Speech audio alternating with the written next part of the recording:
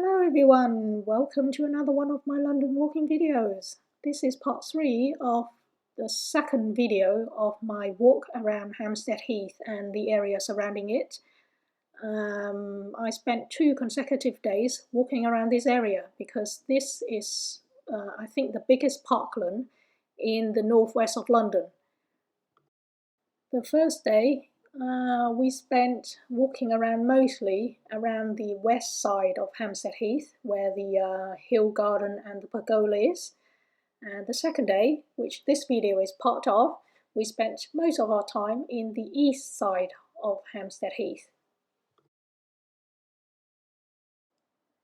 As mentioned earlier, Hampstead Heath is a fairly big area because it's taken me 2 days to walk around it, and I haven't finished walking, sightseeing all of it in these 2 days, mainly because we got lost quite a bit. We keep wandering around, walking around in circles a few times. What happened was that we keep going into it in different sections of it, get lost, wander around until we eventually somehow managed to find a way out of it to go and sightsee something else. And then we'll end up in a different section of Hampstead Heath, and then we thought, oh, we haven't seen this bit yet, let's go back in to have another look. So that's what's happening. We keep going in and out of it. Once we're in it, we'll try and find our way out of it. Once we're out of it, we'll somehow find our way back into it again. So what happened in part 2, for example, we got into it, we got lost for a while until we eventually found our way out to go to John Keats' house. In case you didn't know who John Keats was, he was a romantic English poet. He lived and died quite a long time ago. The house he used to live in Hampstead Heath, well, that has been turned into a museum. So what happened was that towards the end of part 2, we finally got out of Hampstead Heath and went to see John Keats' house and the garden. Actually, we didn't manage to go inside the house because it was closed, and anyway, you have to pay to go in, and we didn't want to pay to go in, but you can walk around the garden for free, which was what we did. So that was towards the end of part 2. We have finally came out of the house, came out of that area, and then we found ourselves in this different section of Hampstead Heath, and we thought, oh, we haven't seen this, let's go back into it and have a look. So that's what's happening. We are now walking back into Hampstead Heath, and I believe we are now making our way up towards Parliament Hill. Then after we have been to Parliament Hill and had a good look at it, we thought, where else can we go now? So we decided our next destination would be Kenwood House, which is totally opposite to Keats' house and also in the totally opposite direction to Keats' house. So we are now walking from one end of Hampstead Heath to the exact opposite end of it to try and go to Kenwood House.